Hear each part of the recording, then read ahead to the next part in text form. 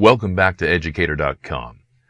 We're going to go through the lesson of working with bank accounts, and we're going to teach you how to write a check in using QuickBooks. We're going to teach you how to use the bank account registers and opening up a register, how to enter handwritten checks, and also transferring money between accounts, as well as marking cleared transactions and viewing the cleared checks in the register. So in QuickBooks, we're going to go ahead with your QuickBooks open in the sample file. We're going to go ahead and look at the various ways that we can open up your checkbook register and how to write a check. Now, of course, in transactions, as I've stated before in other lessons, everything we do has a financial consequence or a financial transaction attached to it. Every time we drive our vehicle, we're using money or gas. Every time we go to the store, we have to buy something. We're always doing something in our life that actually has a financial consequence to it. So with that, QuickBooks helps us to organize it, and we're going to use the check writing ability. Checks, you can actually purchase laser checks and print checks directly from your QuickBooks system, and that's what we're going to show you how to do now, assuming that you have checks that can be printed in your printer. So using the home screen, you can always click on your home screen, and with your home screen, you can enter checks that way. You can go right into the icon that says Write Checks, or you can go up to the banking menu bar and click on Write Checks, or from the icon menu, you can click on the icon that says Check. And as you put your cursor over the icon, it comes up Write Checks. So we'll go ahead and click on that, and it's going to open up the window of writing checks. You'll notice that the very first upper left-hand corner, it's going to show you the default bank account. We can change the bank account if we have multiple checking accounts. Some businesses might have a checking account dedicated for payroll. Some have one just for operating expense and payroll or other uses. In this particular case, we only have one checking account, so we're going to leave that as is.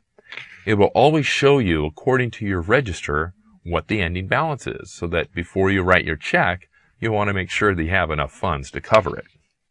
So we'll see that, and we'll also notice that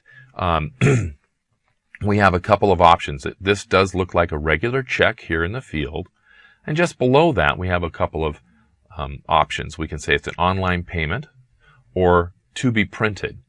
So we're going to make sure that to be printed is marked. That means we're writing a check in the system and we're going to print it on a check stock later. So the first thing we'll do is we're going to go ahead and pay a telephone bill. So we're going to assume that we're going to pay Cal Telephone, let's say, okay? And it's already in our vendor list, so once we type in Cal T, it pre-fills it, auto-fills it for us, and we can hit Tab. It's going to say there's some open bills for this vendor, which, assuming we have had a bill, so we're going to go ahead and choose just continue writing the check without assigning it to that. We'll go over the accounts payable later. And it moves us into the amount field.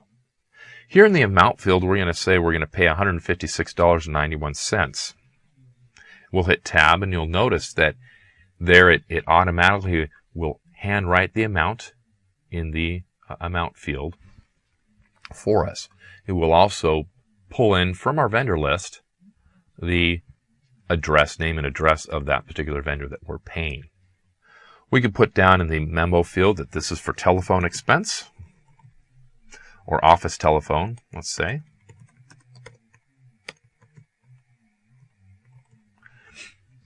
Okay. Now, once we have that filled out, the lower portion of the check writing field is where we assign the category of expense that this item is. So we can click in the very first item, or if we hit Tab, it'll bring us over to that. And we can drop down that menu bar And there we can actually type in telephone, because that's the expense that this vendor is. So we type in TEL and it automatically pulls up the telephone expense, or we can choose from the drop-down menu. And we can hit tab, it brings us over to the amount field. And in the memo field, we can always put an additional memo if we wish. At this point in time, we're okay with that. We're going to leave it as is. In these other fields, customer job and billing and class. Customer job, just for your reference, references if we have an expense that we're going to assign to a job. For instance, if we are a construction company or a landscape company, and we're working on a job and we're paying for supplies for that particular job, we can assign that to a customer that we can bill later. And then there we can assign it to a customer, like if we're doing this for a family home, and then we can bill that expense later into an invoice, and we can recoup those expenses. So that's a nice way that we can recoup our expenses that way. So just that's a little side note. Another side note is class of business. We can actually classify this expense as well, especially if we're going to bill it later to a customer. We can assign it that this is new construction, a remodel, or it's overhead expenses.